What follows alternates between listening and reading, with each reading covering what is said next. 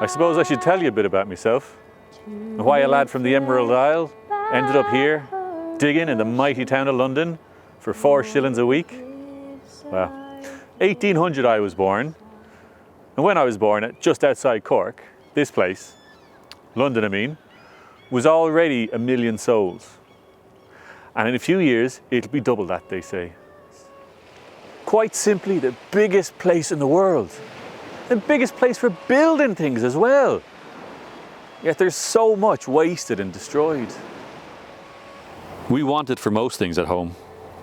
The land can't support the working farmers and their families anymore. Crops fail, people move away, rents rise. Can anything be worse? Surely not. So here I find myself in Rotherhithe, with many a farmhand, tailor, cobbler or blacksmith digging under the Thames. It's a mighty town, very rich in places, and terrible poverty, all mixed into one. You can start somewhere wealthy and walk 10 minutes, and you're in one of the worst places you've ever seen in your life, with children scratching their lice-ridden sackcloth clothing. Walk another 10 minutes, you could be in the city, one of the wealthiest places I've ever seen in God's green earth. It's like a chessboard.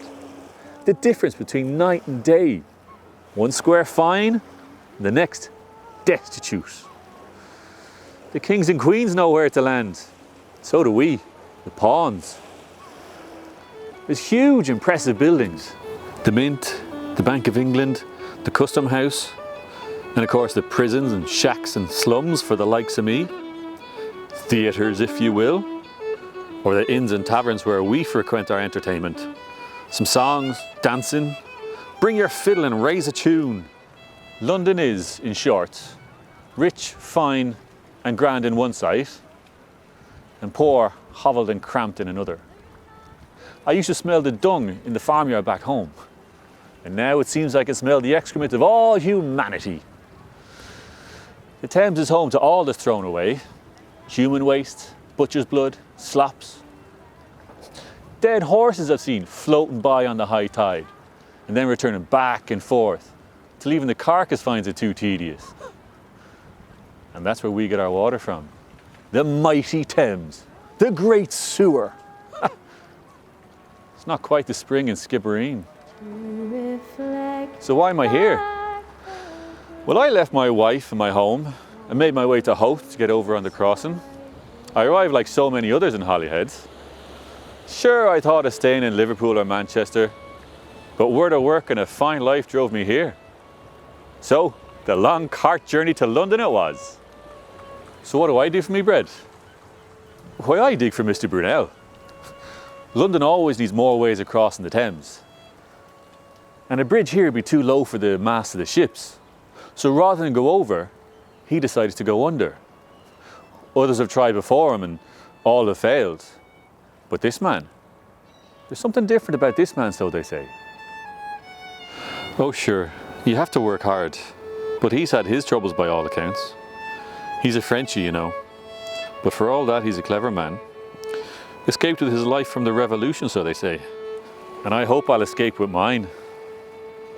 So soon may I follow when friendships decay. Just a few lines before I sleep. Every day we're not together makes my heart ache. But then I realise the day when we will meet will come all the quicker. Some of the lads look up to me, would you believe? Because I can read and write. That might look me in good stead to rise to foreman perhaps soon. It's a fine thing to have your letters. Without them, how could I bear life not knowing how you are? And when you might come and join me? I hope you still have that sixpence saved for the crossing. And don't be afeard, the boat is strong and the crews are good. Get yourself to Dublin and then to Howth, and you'll be in Holyhead in but a day's crossing. I have to get to you.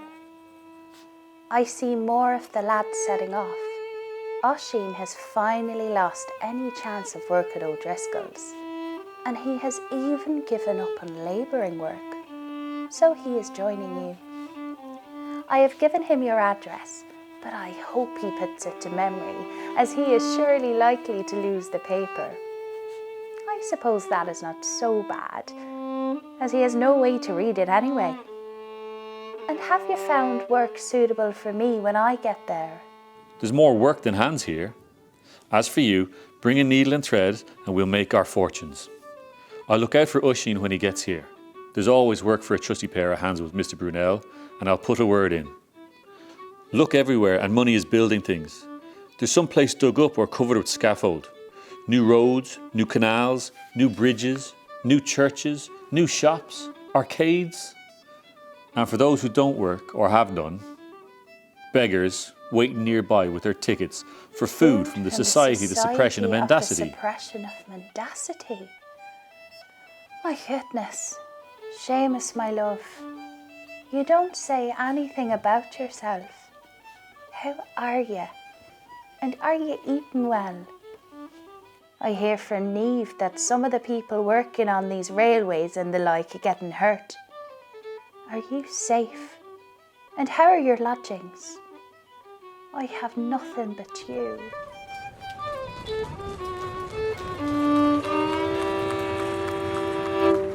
I'm well and hearty. My lodgings. We're now 6 in a room and it keeps warm all day and night.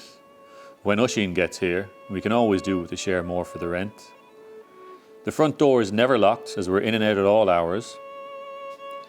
You might like a house in Bloomsbury. So would I, but, you know, I think I'll stay here in Rotherhithe. Well, what with the travel every day, and sure, it's handier for my work here.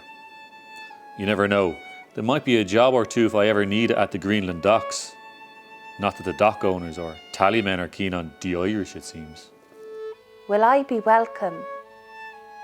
And are your lodgings big enough for the pair of us? Navvy keeps telling me things I wish my ears to turn back. Sure, if I cannot hold you in my arms each night, but only to warm the bed for your arrival and so off to work myself, where is the life in that? Rather stay and let the animals keep me warm here on the farm. We can take a room just for us, don't worry. You won't have to share a bunk or the like. We'll have a mattress on the floor, all nice and warm. They say the wage of the Irish there is lower than that of the English. I can take in laundry as well as my sewing and mending, as I guess there's not many a cow for milking on the cobbles. You're right for sure. I don't think I've seen too many cows since I've been here. Horses are plenty, and they don't treat them well. Beasts of burden need to be cared for. And I should know. If you work hard, there's always a need for hands. An honest, hard day's work, even if the pay is far from my worth. What is my worth, I wonder? You were worth more than all the gold in the streets to me. Is that all you are to them? A pair of hands? Did you not say the work you do is leavened by a machine that does the tunnelling for you? When I get there, you can show it to me. It's a clever piece of work, the shield we work on. But it's no place for a woman, let me tell you. As we dig, it burrows underground. But we also build a tunnel by bricking up behind it as we go along. Apparently, Mr. Brunel got the idea when looking at the way an insect burrowed into wood and left a trail of hard lining behind it. As I say, clever man.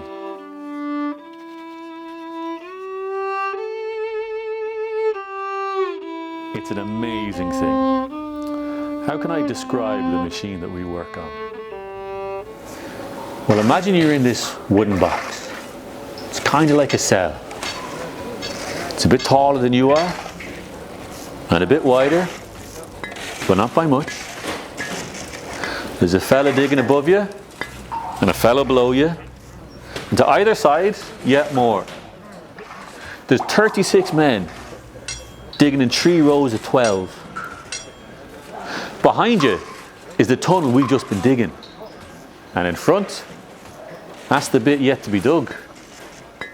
And right here, we've got these strips of wood, and that's what's keeping the soil from falling in on you. We call this great machine a shield. because that's what it is. A shield to protect us from the soft soil that's crushing down on us. This is what happens. On the command from the foreman, I pull back a bit of wood and I start to dig that bit. All the other fellas are doing the same. And when I've dug that bit, I put the bit of wood back to stop the soil from falling in on me. Then I take the next bit of wood away and I dig that bit. And then I do the next and the next and the next. By the time we're all finished, we've dug about 9 inches of soil. Now comes the really clever bit. The whole shield is moved forward by 9 inches using great screws. Then the bricklayers, they can put in a line of bricks. We dig, the shield moves forward, and in go a line of bricks. Again, and again, and again. And slowly we get to the other side of the river. Whopping, here we come. It all sounds quite straightforward, doesn't it? Huh? If only it was as simple as that. But we got a few problems. First of all is the air. It's bad enough up here with the smoke and the smell of the river and the streets. But down there, what air there is goes pretty quick with a gang of men straining away at their labours. We're gasping and shivering through lack of air. And the headaches, there's something terrible. Every now and again, one of the men has to be dragged up to the surface to get a bit of air into his lungs. And as soon as they can breathe properly, it's back to work again. Then there's the gas. See, where we're digging used to be this great bog. And all the plants that lived so many years ago died and got buried under the ground. And when that happens, you get methane gas. So imagine this. There you are, digging by candlelight or oil lamp. Naked flames, you see. Then all of a sudden, you hit this pocket of gas. And boom! There you are, lying on your back, deafened, in the dark, and singed all over. Then there's the water. Remember, we are digging a tunnel under the mighty Thames, the great sewer. No wonder so many of us are sick. Shan't be surprised if I get hit in the head by a dead nag. And the stench. Oh, you must be able to smell it's coming a mile off. But there's something even worse that the water can do. Once, I remember the foreman going up to Mr. Brunel and showing him some seashells that had just come in with the water. That meant we were getting very close to the bottom of the river. All we could do was cross our fingers and keep going. You see, it's that little bit between what you've just dug and the bricks that's the danger. Because until that line of bricks goes in, there's nothing much keeping the water out. Well, it was bound to happen. I'll never forget that terrible day in 1828. I was walking down the tunnel when I heard the strangest, most frightening sound. A loud, rushing and rumbling noise. A great wall of water was sweeping along, carrying everything and everyone in its way. I saw fellas being tumbled over and over, trying to escape. Well, I turned and ran for my life. I got pushed about quite a bit, and I hit my head at some point. But I was lucky. Well, I'm still here to tell the tale. 6 of my fellows are not. We laid him out here at the Spread Eagle, but we didn't raise a glass. Mr. Brunel's son was nearly swept away, but someone caught him by the scruff of the neck and dragged him out. You won't catch many an owner or the like rolling up their sleeves, and young Mr. Brunel does impress me. A man of education by all accounts.